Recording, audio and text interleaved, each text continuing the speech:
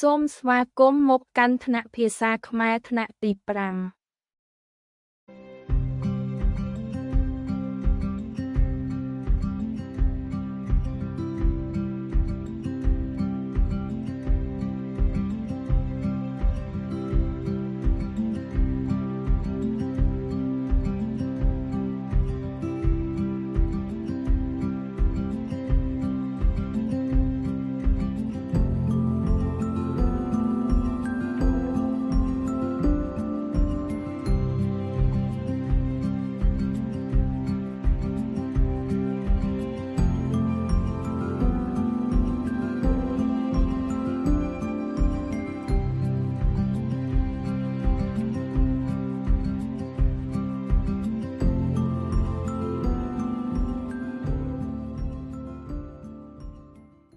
សូមប្រាប់ពីវីដេអូបន្ទាប់ទៀតដែលអ្នកចង់ចេះក្នុងប្រអប់មេត្រិកខាងក្រោម